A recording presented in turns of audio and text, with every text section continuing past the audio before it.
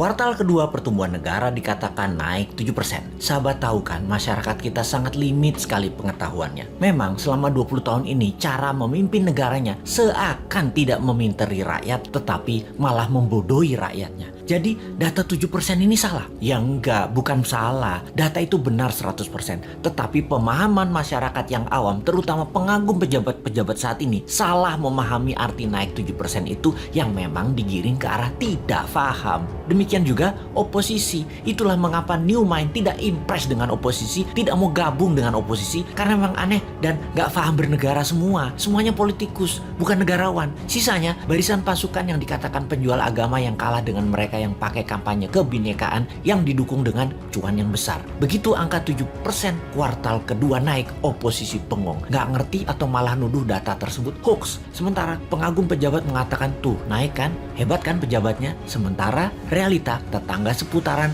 dan orang jauh sebelum PPKM sudah berat ekonominya. Sekarang lebih gak muter lagi, nambah sekarat, butuh oksigen. Kok gak ada yang naik? Begini melihatnya. Biar makin paham bahwa New Mind mencoba memberikan pemahaman cara cerdas bernegara. Naik 7% itu year on year. Paham? Nggak peduli. Kini kita ilustrasikan. Tahun lalu minusnya 1,9%. Tahun ini minusnya 1,7%. Naik dari minus 1,9% ke 1,7% itu naik sekian persen. Betul kan? Ya betul, naiknya begitu kira-kira. Bukan dari 1,9 minusnya total lompat plus 7%. Ya bukan begitu. Jadi data tidak salah. Cuman demi populerisme. Kayak artis gitu deh. Nggak boleh terlihat jelek. Jadi diambillah mengemasnya dari sisi positif. Itu tidak salah. Yang salah adalah pemahaman banyak orang yang terus dipolitisasi. Mangkel deh 20 tahun ini gak dewasa-dewasa juga bernegaranya. Lebih mangkel lagi, kenapa setiap masalah pejabat yang ditugaskan dia lagi.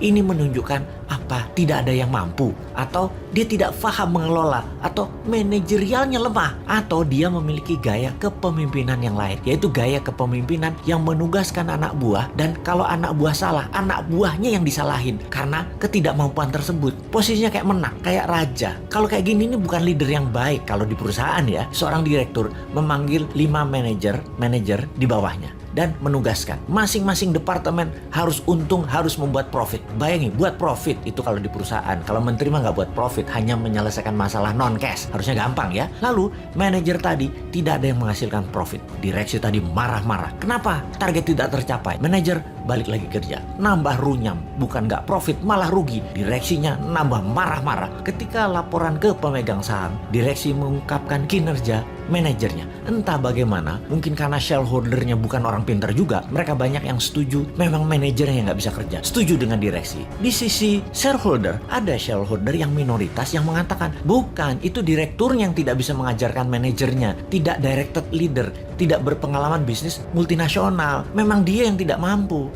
Malah ribut sesama pemegang saham dan berusaha membeli saham milik minoritas dengan harga murah. Lalu diusahakan yang beli adalah investor asing, dan yang minat adalah investor dari Tiongkok yang memang mitra dagang perusahaan tadi. Sudahlah, itu hanya ilustrasi, capek kita balik ke pokok awal tadi. Lalu sektor mana yang naik? Sektor yang dipegang oligarki, yang memang hanya 3% mereka itu, tapi mengendalikan 70% ekonomi. Wis, ngerti ya ilustrasinya ya? Sudah, sana berantem lagi. New Mind mah nonton aja, abis kita dianggap wong bodoh, padahal bodoh beneran.